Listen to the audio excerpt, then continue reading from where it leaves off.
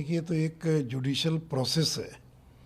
ये जो land for job scam है, जिसके सारे कागजात जनता दल यू के राष्ट्रीय अध्यक्ष श्री ललन सिंह जी ने सीबीआई को उपलब्ध कराए थे। जिस समय ललन जी हम लोग के साथ थे, उस समय उन्होंने ही डॉक्टर मनमोहन सिंह को और ये सारे कागजात दिए थे और बताया था कि किस तरह से लालू यादव रेल मंत्री रहते हुए लोगों को नौकरी दी और नौकरी के बदले में जमीन लिखवा लिया।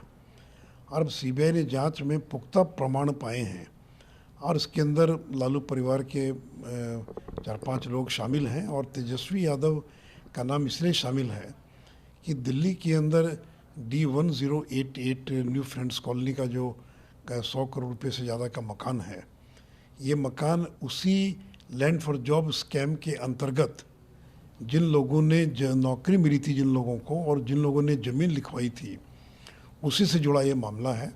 और इसलिए न्यायिक प्रक्रिया के तहत पहले तो चार्जशीट फाइल हुई और चार्जशीट फाइल होने के बाद अब उन लोगों को समन किया गया है। तो अब देखिए कोर्ट का आगे क्या फैसला आता है या कोर्ट किस दिशा में आगे बढ़ता है, क्योंकि इसमें रेलवे की कुछ अधिकारियों पर चार्जशीट के लिए अनुमति नहीं मिली थी, वो उनको अनुमति मिल गई सीबीआई को, तो इसलिए उन लोगों को समन किया। लेकिन देखिए बहुत ही पुख्ता प्रमाण है सीबीआई के पास। लेकिन आरजेडी के नेता का बयान आया है, आरजेडी कह रही है कि ये जानबूझ के एक साजिश के तहत चूंकि चुनाव में कमजोर पड़ रहे हैं इसलिए फंसाने का है। केस में क्लोजर था, फिर भी ये सब प्रक्रिया एकदम गलत बात है। कोई केस का क्लोजर नहीं था, कभी कोई केस क्लोज नहीं हुआ। और ये बात तो उनको पूछना चाहिए ललन सिंह जी से ना, कि ललन जी और शरद यादव यही लोग थे जो 2009 में इन लोगों ने डॉक्टर मनमोहन सिंह से मिलकर सारे कागजात उपलब्ध कराए थे। तो कागजात तो आपके सहयोगी दल के लोगों ने उपलब्ध कराए हैं और इतने पुख्ता प्रमाण है। ये तो इस बात का खंडन करें ना कि ये ज़मीन जो आज उनके परिवार के नाम है, ये ज़मीन के मालिक कैसे बन गए, इसके बारे में उनको बताना चाहिए। तो उसका जवाब तो देंगे नहीं। ये ललन चौधरी कौन है, ये हृदयानंद चौधरी कौन है, रेलवे के कर्मचारी जिन लोगों ने और ज़मीन लिख दिया, पटना शहर की कीमती ज़मीन जो है और राबड़ी देवी उनके परिवार के लोगों के नाम लिख दिया, तो केवल पॉलिटिकल बयान देने से नहीं ना होगा, आपको तो कोर्ट में इसका जवाब देना पड़ेगा। तेजस्वी यादव ने महिला कहा है कि यह कब लागू होगा किसी को नहीं मालूम है, कोई इसका जवाब देने को तैयार नहीं है, ये इम्प्लीमेंट कैसे होगा ये भी नहीं है। 50% रिजर्वेशन मिलना चाहिए था, 33% ही क्यों है, ओबीसी के बारे में बात की नहीं।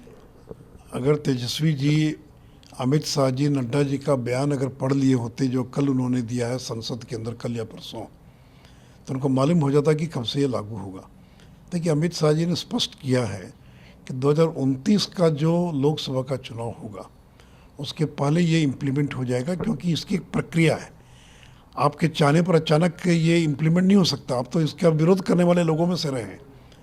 राष्ट्रीय जनता दल तो वो पार्टी रही जिसके एक सांसद है सुरेंद्र यादव, जिन्होंने आडवाणी जी के हाथ से बिल की कॉपी को लेकर फाड़ दिया था। ये वो लोग रहे हैं जो महिला आरक्षण के घोर विरोधी रहे हैं, जो ओबीसी की बात करते हैं, लेकिन वास्तव में ये महिला आरक्षण नहीं चाहते थे। इन लोगों ने अपनी पूरी ताकत लगा दिया था मनमोहन सिंह के समय में कि ये बिल पारित न हो सके।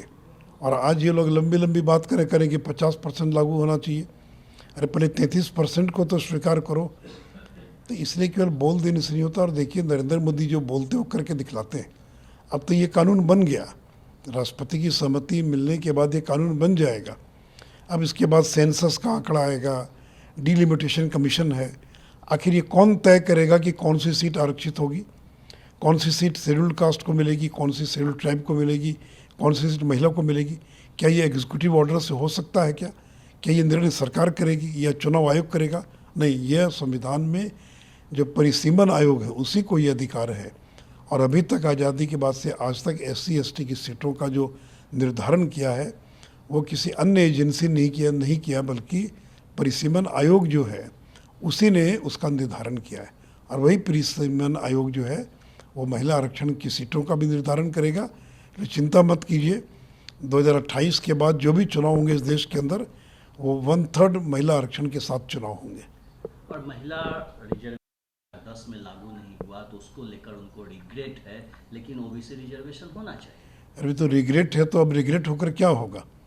और बताएं ना वो कि इस देश के अंदर आज तक लोकसभा और विधानसभा में कहीं ओबीसी को आरक्षण है क्या? देखिए हमारे संविधान निर्माताओं ने बहुत सोच समझकर अनुसूचित जाति जनजाति जिनके साथ सदियों से भेदभाव हुआ था और जो अपने बलबूते लोकसभा और विधानसभा का चुनाव जीत कर नहीं आ सकते, उनके लिए आरक्षण का प्रावधान किया। और आज भी अगर ये आरक्षण खत्म कर दिया जाए तो कोई SC ST का एक भी व्यक्ति चुनाव जीत कर नहीं आ सकता है। लेकिन आज OBC की क्या स्थिति है? बिहार में 40 MP हैं जिसमें 20 OBC समाज से आते हैं, 20 MP OBC के हैं। अगर 545 अगर MPs को आप ले लें तो कम से कम 300 से ज़्यादा MP आज संसद के अंदर OBC समुदाय से आते हैं। तो इसलिए OBC समुदाय को लोकसभा में आरक्षण की आवश्यकता नहीं है, उनको आवश्यकता है नौकरियों में, सेवा के अंदर, कॉलेज के प्रवेश के अंदर जो आरक्षण उनको दिया हुआ है। तो देखिए इन लोगों का तो उद्देश्य था कि ये बिल पास न हो। और जब RJD के समय में समाजवादी पार्टी जब सरकार में का समर्थन कर थे ये लोग, तो ये लोग इनको डर था कि कहीं हमारी सीट खत्म ना हो जाए, तो इसलिए महिला आरक्षण तो बहाना था, ये OBC आरक्षण तो बहाना था। असली निशाना था कि ये जो महिला आरक्षण है ये लागू ना हो सके, और इसी दिशा में वो लोग काम कर रहे थे।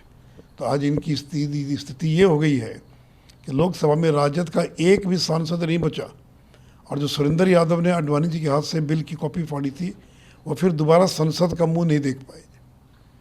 राहुल गांधी ने लगातार केंद्र अधिकारी से, पार्लियामेंट का एक इंस्टीट्यूशन है उससे जब हम बात की है और हम बताए कि भाई 90 में 3 ही क्यों हैं OBC के अधिकारी सेक्रेटरी, और उन्होंने यह भी कहा कि प्रधानमंत्री OBC के लिए बड़ी बड़ी बातें करते हैं लेकिन करते कुछ नहीं है। देखिए राहुल गांधी भूल जाते हैं कि OBC का तो आरक्षण 1989 में लागू हुआ, मंडल कमीशन जब लागू हुआ, और राजीव गांधी ने उसका विरोध किया था। कल मैंने संसद में अपने भाषण में विस्तार से उन भाषणों के अंश को पढ़कर सुनाया। ये तो वो लोग हैं जिन लोगों ने मंडल कमीशन का विरोध किया, ये तो वो लोग हैं जो पूरी ताकत लगा दिया था कि मंडल कमीशन की रिपोर्ट लागू ना हो सके।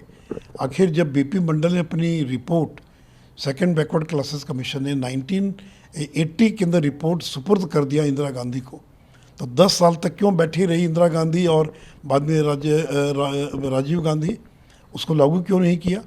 तो आपने तो पिछड़ों के लिए जो OBC के लिए जो आरक्षण था वो तो लागू ही नहीं किया, वो तो VP सिंह की सरकार ने लागू किया जिसको BJP का समर्थन था।